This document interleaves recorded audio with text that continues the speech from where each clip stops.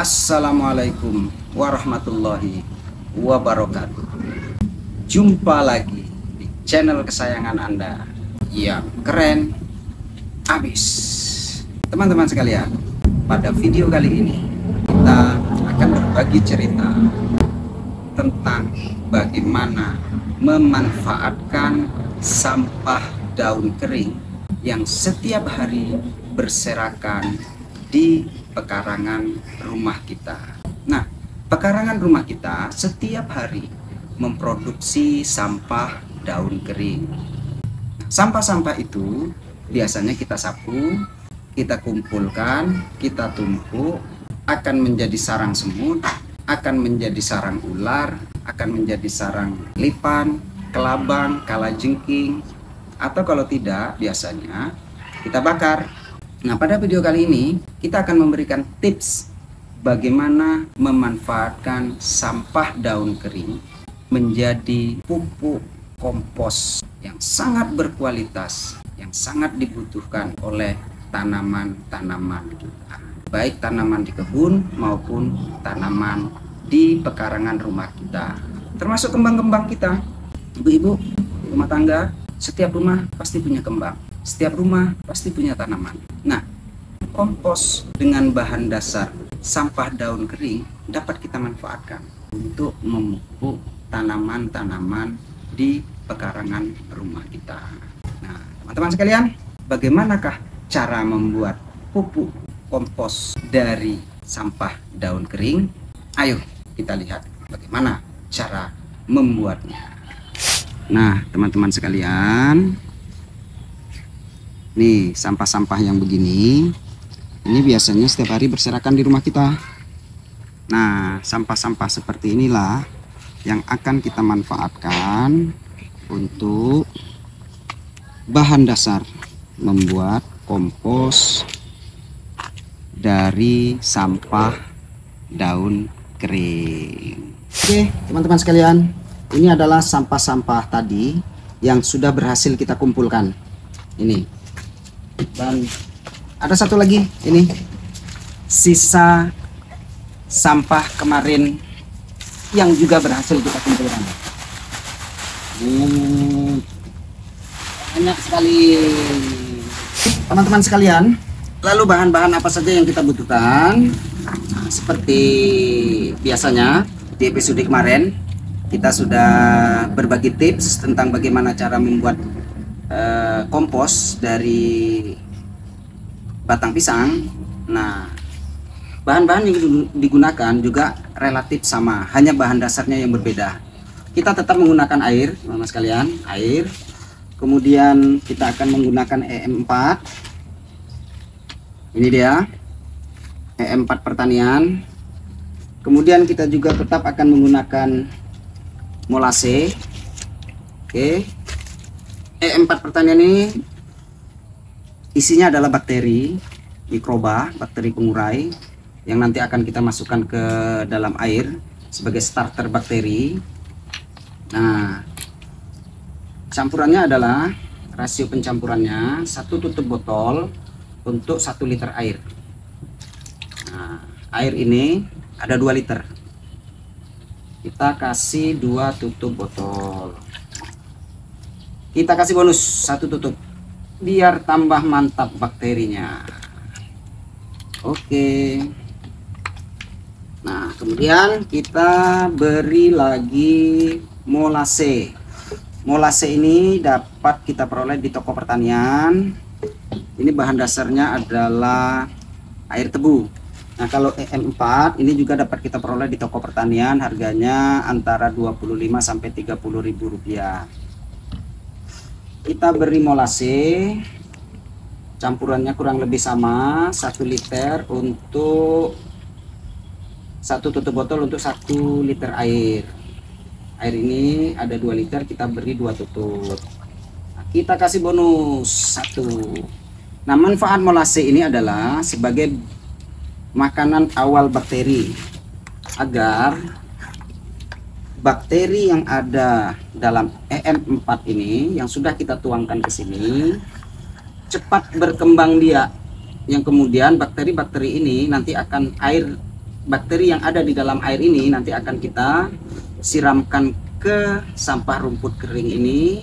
Kemudian bakteri-bakteri inilah yang akan bekerja untuk mengurai sampah-sampah ini, sehingga sampah-sampah ini nanti akan hancur menjadi tanah. Nah, saat itulah kompos kita dapat digunakan. Nah, larutan ini setelah kita aduk akan kita diamkan antara 20 sampai 30 menit agar bakterinya berkembang biak.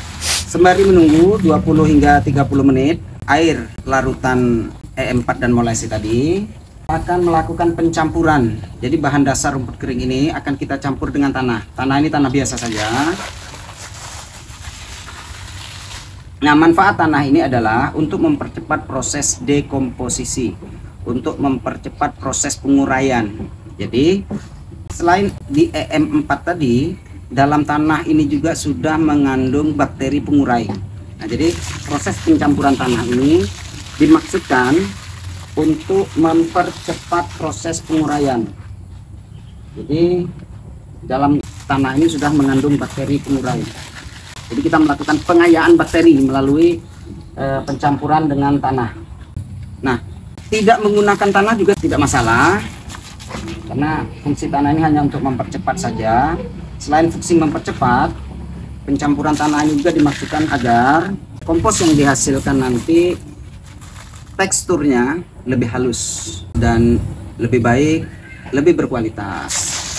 Nah, jika tidak dicampur dengan tanah juga tidak masalah. Jadi cukup sampah rumput kering ini saja yang kita basahi dengan air yang sudah kita larutkan dengan E4 dan molase tadi, kemudian langsung kita masukkan ke dalam wadah komposer. Semakin banyak tanahnya juga sebenarnya semakin baik, tapi juga jangan terlalu banyak, jangan terlalu berlebih juga. Oke teman-teman, saya kira cukup. Selanjutnya adalah kita akan melakukan pengucuran air. Dapat kita percik-percikan begini. Nah, bahan ini jika kita ingin campur dengan sampah-sampah daun basah juga tidak masalah, malah lebih baik kita campur dengan sampah-sampah rumput basah. Nah, teman-teman sekalian, pastikan bahan-bahan ini nanti setelah kita simpan ke dalam wadah, kondisinya selalu lembab. Jadi jangan sampai kering atau jangan sampai terlalu basah dan becek. Jadi posisinya lembab. Setelah itu, lakukan pengadukan. Proses pengadukan ini dimaksudkan agar semua bahan-bahan yang kita campurkan tadi dapat tercampur dengan merata agar pupuk kompos yang dihasilkan nanti benar-benar berkualitas. Jika teman-teman di rumah membuat pupuk organik cair atau POC, juga sangat baik sekali jika bahan ini dicampuri dengan POC. Nah, setelah proses pengadukan selesai, jadi bahan-bahan ini sudah tercampur rata dengan tanah dan air, maka kita akan lakukan penyimpanan. Kita akan melakukan proses dekomposisi. Setelah proses pengadukan selesai dan dirasa semua bahan-bahan tadi sudah tercampur dengan merata, maka langkah berikutnya adalah memasukkan bahan-bahan yang sudah kita aduk tadi ke dalam wadah. Nah, teman-teman sekalian, pilihan wadahnya bebas, tergantung bahan yang tersedia di rumah masing-masing. Dapat menggunakan ember, dapat menggunakan tong yang tertutup, atau teman-teman dapat menggunakan komposter bag yang teman-teman dapat peroleh di toko pertanian atau di toko online. Nah, untuk pembuatan kompos kali ini saya menggunakan media karung, karena media karung dirasa praktis dan mudah diperoleh. Tetapi jika teman-teman ingin membuatnya di tanah juga boleh. Teman-teman dapat meletakkan bahan-bahan ini di tanah, kemudian ditutup dengan menggunakan plastik atau terpal. Atau jika teman-teman ingin membuat dalam skala besar, teman-teman juga dapat membuat lubang di tanah. Kemudian bahan-bahan tersebut kita masukkan dan kita tutup dengan plastik atau terpal. Setelah semua bahan-bahan tadi kita masukkan ke dalam wadah, kita lakukan sedikit pemadatan. Untuk kemudian kita lakukan pengikatan. Untuk selanjutnya bahan-bahan tersebut kita simpan di tempat yang teduh, yang tidak terkena sinar matahari langsung.